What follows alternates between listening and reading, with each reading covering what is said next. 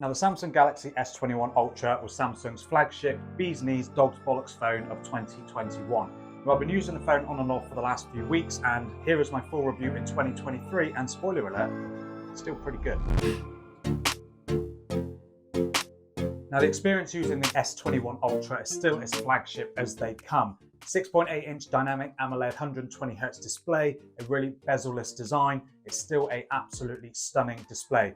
Obviously, that tiny punch hole cutout in the top is the only intrusion on the display with that selfie camera, and then you get a super fast in-display fingerprint scanner, which is super fast and super responsive. Although I do use screen protectors on all of the phones that I review, and that tends to have a bit of an effect on how quick these in-display fingerprint scanners are. It's definitely the case on the S21 Ultra and also the Note 10 Plus that I've also done a video on, so check that out if you're interested in that one. But yes, overall the display of the S21 Ultra is still as flagship as they come. It's a stunning, color accurate display, really nice contrast. I can't complain at all about the display on the S21 Ultra. And of course, the overall design of the S21 Ultra is as premium as they come. Gorilla Glass Victus on the front and the back. Of course, you get that really unique camera design that slopes into the frame of the phone, which they have actually changed a little bit now, which I'm a little bit gutted about.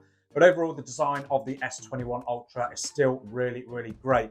You get that quad camera system in the top left-hand corner, which I'll talk a little bit more about in a bit. But overall, as a complete package and a flagship phone, the S21 Ultra is still a super premium phone. You get a massive 5,000 mAh battery packed inside, which supports 25-watt wired charging and then 15 watts in wireless charging. And that has returned me absolutely great battery life. To be perfectly honest, at the beginning, it wasn't great. I did find that the battery was draining really, really quickly while the phone was learning my usage patterns. But over time, I did find that the battery life had got considerably better as it was getting used to what my activities were during the day.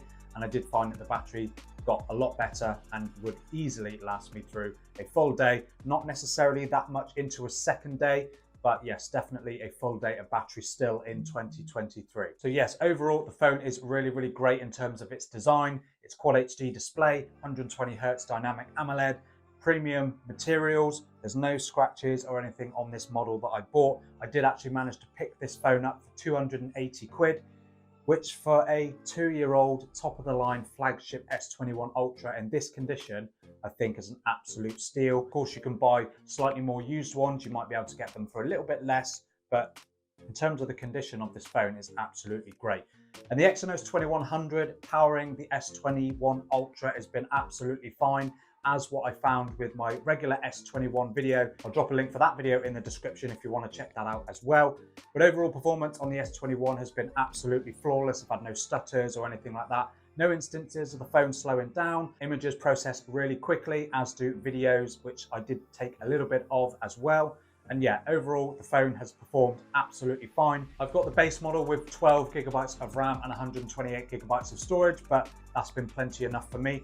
And oddly enough, of course, as a lot of you will probably know, as they actually dropped the base RAM on the S22 Ultra to 8 gigabytes from the 12 on the S21 Ultra. So that is just something to bear in mind. If you're looking at an older Samsung flagship, you're still getting 12 gigs of RAM minimum on the S21 Ultra, and of course that goes up to 16 gigs. So performance-wise and storage-wise and everything like that has been absolutely fine on the S21 Ultra, no problems at all. I have got Android 13 on the S21 Ultra with the new September security patch, so you will probably get another year or so of updates on the S21 Ultra. So that is something that will probably ease your mind a little bit on this phone. So overall, it's been very pleasant so far. And of course, the software experience is about what you'd expect on any other Samsung flagship phone, whether it's today or an older one. You get loads of customization options on One UI version 5.1, doing your wallpapers, your themes, all that sort of stuff. Font style, bold, slim, however you want to call it. So there's loads of customization options on One UI. It is one of my favorite skins, as well as Magic UI. Oddly enough, I do quite like that. And then of course, stock Android as well. And iOS, as an iPhone 14 Plus is my daily. So One UI is a great skin to have. I do find that it's a lot better than it used to be. So that is something that is great on this S21 Ultra.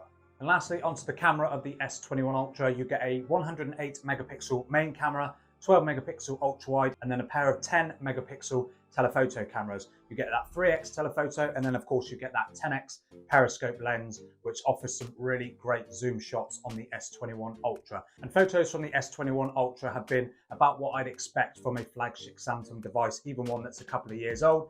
Very similar to what I found on the regular S21.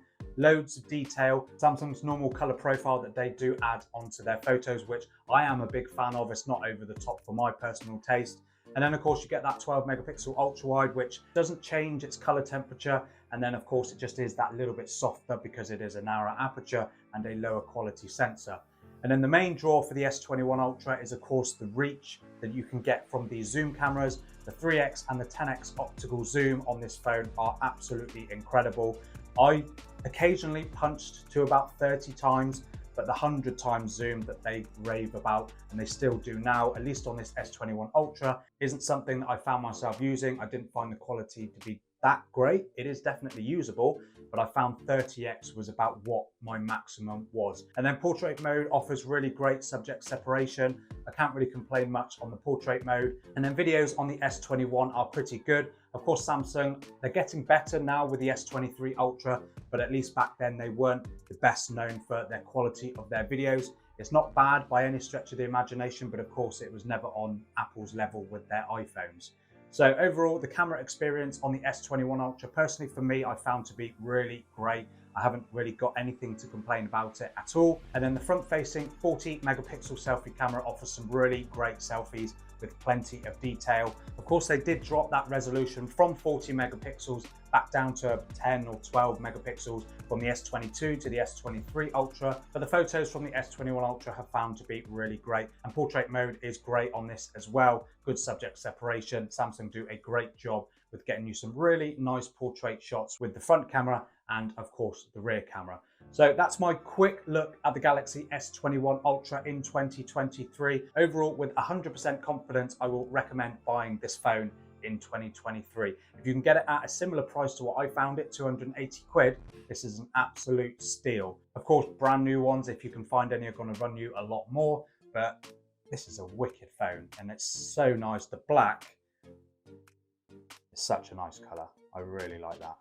So let me know down in the comments what you think of the Galaxy S21 Ultra. Is it a phone that you're using now, or is it one you consider buying a couple of years old? Of course, you've got the S24 series, got to be debuting early next year. So maybe you want to wait and see what they're like, but do let me know down in the comments and hit subscribe if you're interested in more of these videos, and I'll see you in the next one.